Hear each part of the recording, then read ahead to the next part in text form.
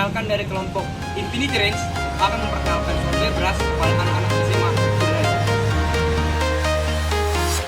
I'm walking alone, the streets are empty. The only thing I can see is my own silhouette. I'm getting stronger, step by step. The clock is ticking, but there's no time for regrets. I've been flying from town to... Kakak dan abang juga akan menjelaskan sedikit kepada adik-adik untuk apa sih kita mengetahui ini untuk computer thinking ini. Di sini pasti adik-adik sering berpikir kalau kita mau melakukan sesuatu, kita berpikir habis ini aku lakukan, pasti aku lakukan lagi ini, kayak gitu kan.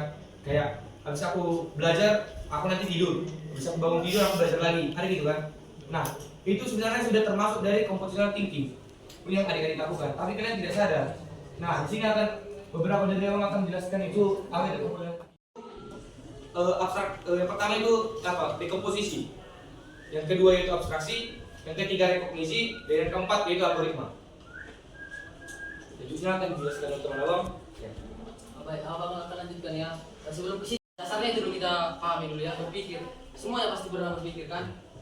Berpikir itu kita baca lagi, kita baca itu. Berpikir itu adalah fondasi dari segala aktivitas manusia.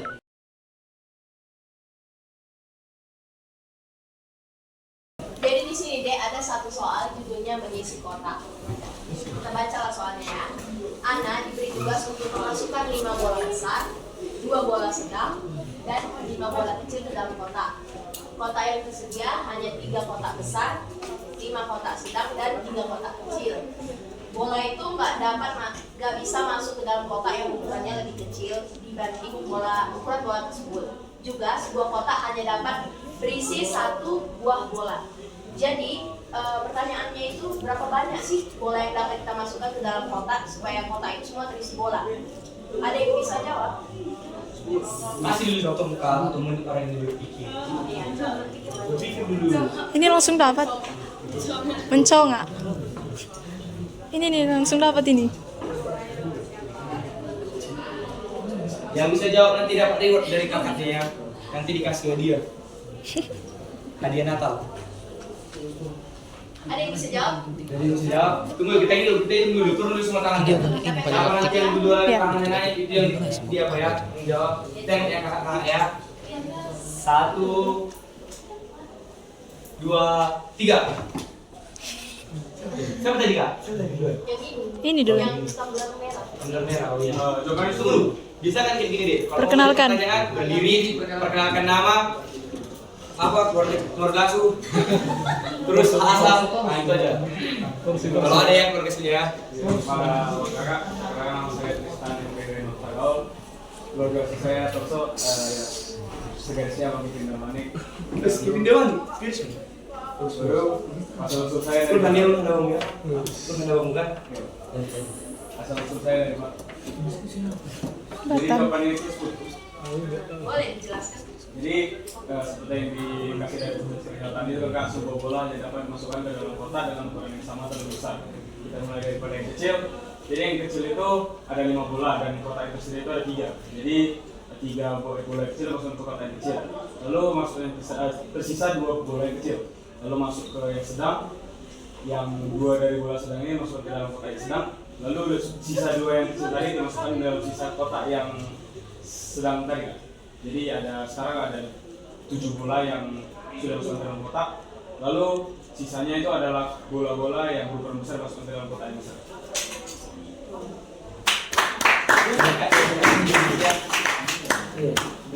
Siapa tadi namanya? Tristan. Tristan apa? Kita kok. Kayak gini, kalau mengerjakan soal itu kayak yang pertama bilang, nanti kan itu ada dari 3 bola, terus kotaknya beda-beda.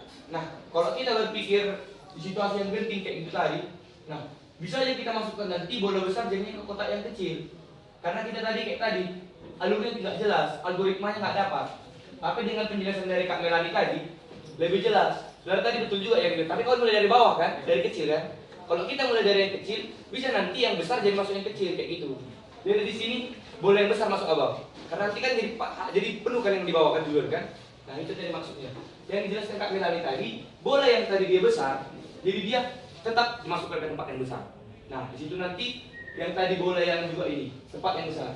Terus bola yang besar tadi itu bisa dimasukkan lagi ke tempat yang kecil. Nah, seperti itu, maka akan ada nanti 2 bola besar yang tersisa. Nah, seperti itu lah ya, kurang lebih. Masih tak ada lagi.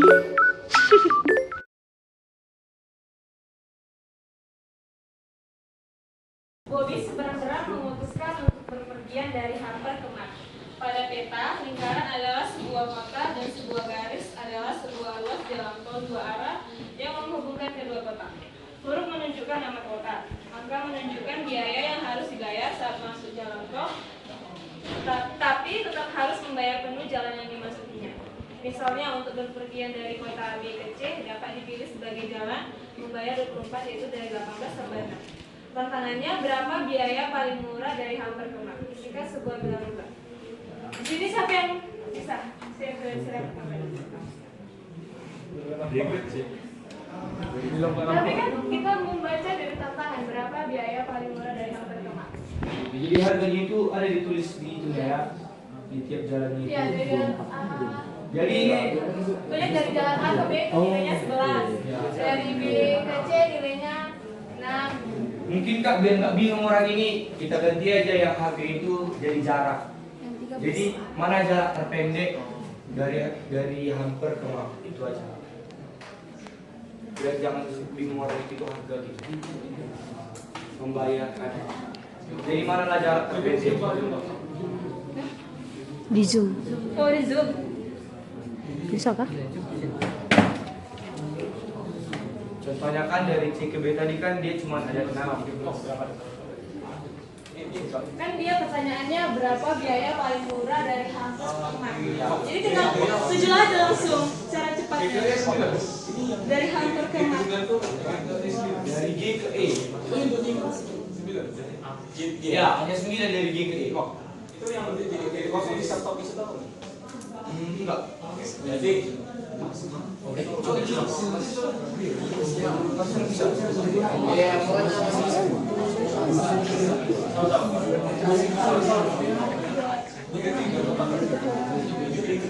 Bisa ya, kalau dia ada simpang kayak ini bisa pindah kan? Bisa pindah dari yang bisa ya. Dari kaki tadi bisa pindah. Dari B ke C kenapa 24? Jadi itu 6 ditambah 18 karena dia 18 tadi itu bagian dari B. Coba baca lagi Pak soalnya. Soalnya itu ada ya. Kan di soalnya kan tanya berapa biaya paling murah dari Hamper ke Mars. Jadi langsung fokus sama Hamper menuju Mars aja. Gak usah fokus ke lain. Iya, kau harus membayar jalan yang kau lewati. Coba dipikirkan, pakai yang tadi diajarkan kakak itu sekalian. Pilihan mana yang kalian gunakan untuk mengerjakan itu pertama? Tunggu dulu, nggak paham.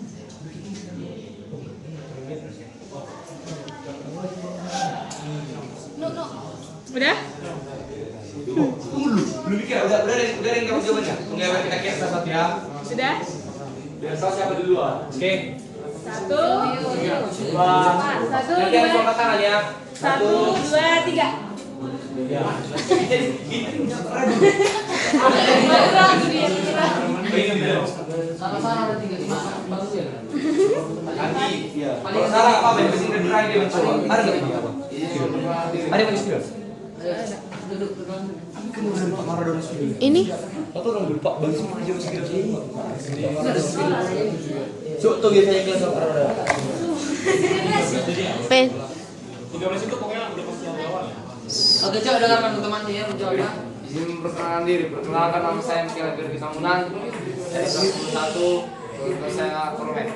Jadi biaya yang paling murah dari Hamper ke Mars itu dari A ke G, baru E ke D, baru langsung ke Mars. Hamper ke Mars itu adalah 41 karena yang pertama kita berjalan dari Hamper, biayanya itu 13. Lalu kita langsung menuju ke jalan G yaitu 7. Harganya kita melintasi jalan itu dengan membayar harga 7. Jadi 13 tambah 7 itu adalah 20. Lanjut dari G ke E itu ada kita membayar harganya 9. Jadi 20 tambah 9 itu 29. Lalu kita dari E ke D. E ke D itu kita harus membayar lagi 7. Jadi 29 ditambah 7 itu 35. Lalu dari D ke 29 tambah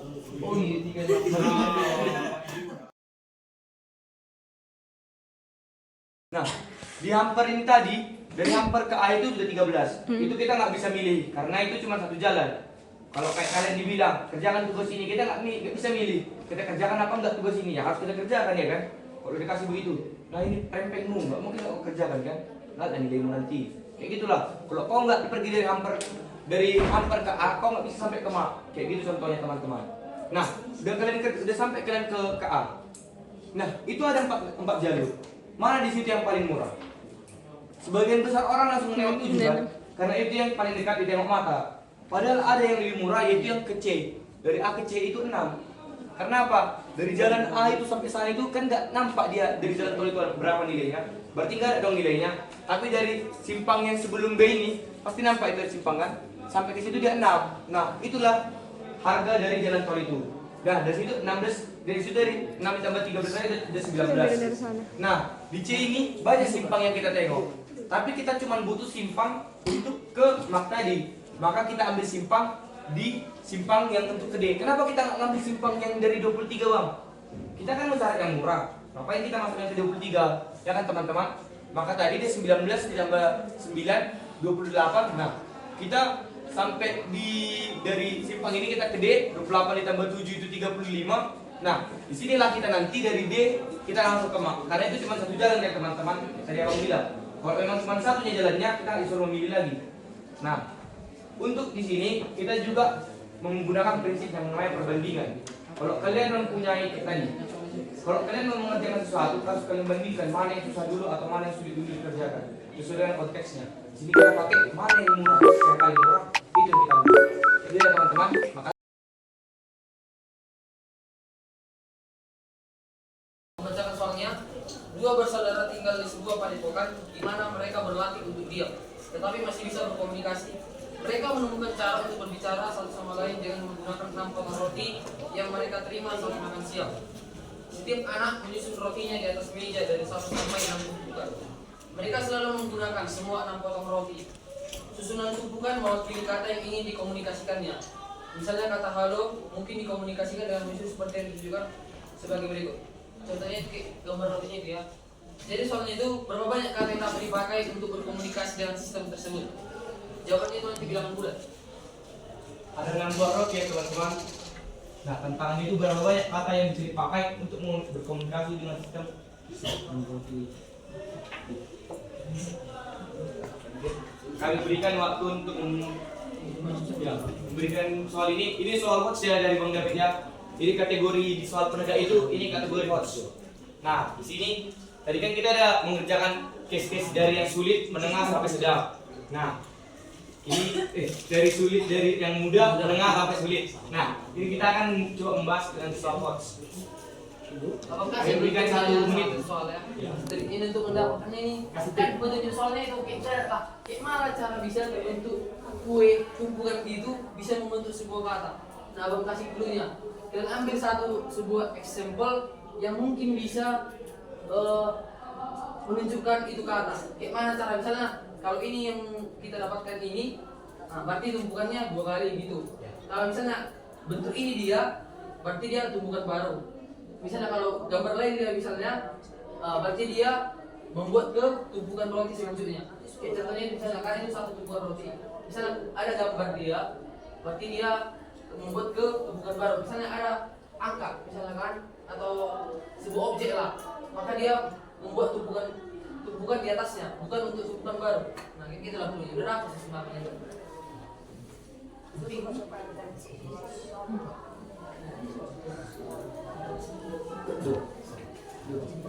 Ada yang udah kira-kira dapat. Jadi untuk memperjelas yang bilang Bang David tadi ya, ini berbicara soal selain soal pola, ini juga berbicara soal ciri khas. Jadi untuk dapatkan ini kalian harus buat sebuah example, sebuah contoh. Kalau kata yang halus tadi itu buat menghasilkan Nama tumpukan. Yang kedua, nama itu bisa diperoleh dari 5 tumpukan tambah 1, 4 tumpukan tambah 2, 3 tumpukan tambah 3. Itu yang maksimal yang 2 angka ini kita gantikan. Itu ada pertama ada tentang pertanyaan 3. 61, 51, 6, 51, 42, 33, 4. Baru yang kedua kita bisa buat satu terakhirnya semua dipasangkan di satu sampai 6. Jadi kayak mana Bang David? Hampir mirip caranya sama si Tumang, tapi dia lebih kecil bagiannya. juga sih. Perbandingannya si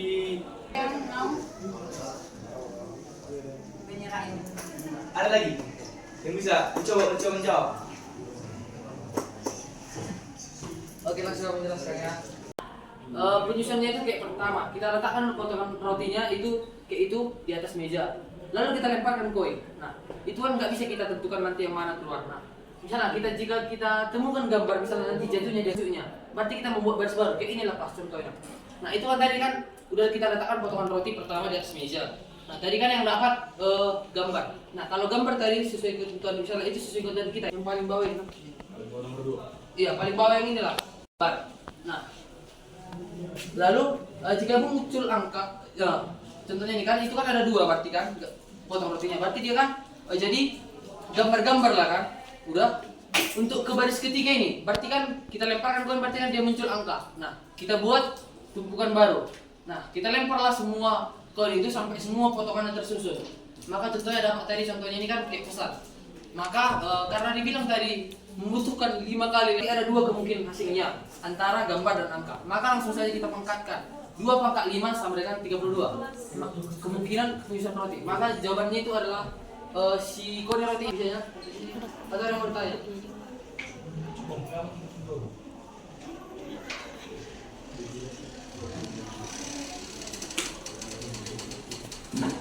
Coba sambil dibaca lagi soalnya.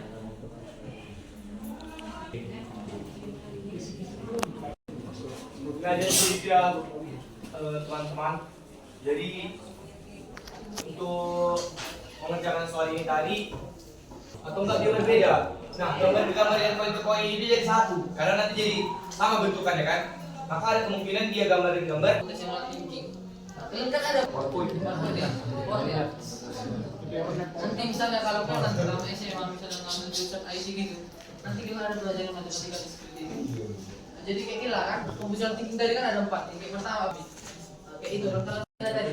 Aturan lembar koin kan ada 2 sisi gambar sama angka. Kalau dia gambar, berarti dia menambah potongan untuk tumpukan yang ada. Dan kalau dia angka, dia membuat tumpukan baru. Nah, kombinasi ini digunakan untuk partisi bilangan yang mengelompokkan semua potong roti itu. Lalu yang ketiga, abstraction atau abstraksi, mencari ide yang tidak relevan. Nah, kita fokus pada hal-hal yang detail saja, nggak usah fokus kepada yang lain-lain. Kita fokus pada masalahnya. Oke, jadi itu contohnya itu kita fokus pada jumlah potongan rotinya berapa, baru aturan penyusunan dan kombinasi yang kita lakukan. Udah, lalu yang selanjutnya itu algoritma desain atau perencanaan algoritma. Kita menyusun langkah-langkah untuk memecahkan masalahnya. Yang pertama tadi kan kita mulai dengan potong roti, lalu yang kedua lempar koin untuk setiap roti. Lalu yang jika muncul gambar, kita menambahkan tumpukan yang ada. Dan jika ada kita menambahkan tumpukan baru. Nah, kita ulangi sampai semua rotinya terselesai. Ya, bisa ya.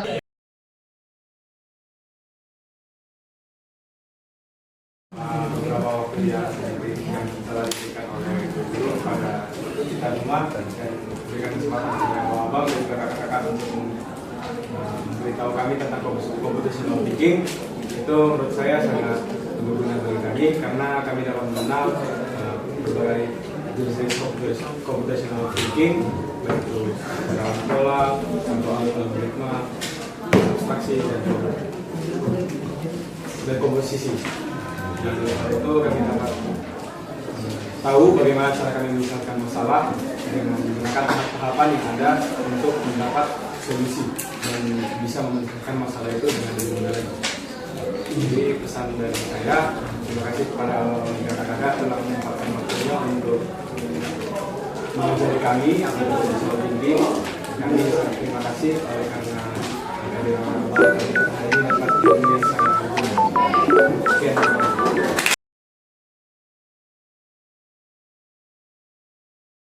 sini saya dari perwakilan kelompok PSD saya dan proyek mata kuliah. Di sini menanyakan Bu untuk memberi saran kepada Ibu atau Ibu memberikan saran atau feedback terhadap apa yang kami lakukan barusan mengajar dengan berpikir computational thinking melalui soal-soal dari Bebras Challenge. Kami silakan. Ya, makasih ya. Pertama ya Ibu berterima kasih juga lah karena kalian sudah bersedia untuk berkunjung ke sekolah kita ini. Tadi yang saya lihat di kelas itu ya Ibu sangat mengapresiasi karena sangat terinspirasi untuk siswa kami, adik-adik kalian itu untuk lebih berpikir kritis karena tadi soalnya hot dia menantang gitu ya, dan puji Tuhan dan siswanya banyak juga bisa jawab ya saksikan untuk kalian. Sekian. Baik Bu, terima kasih. Bebras, mantap!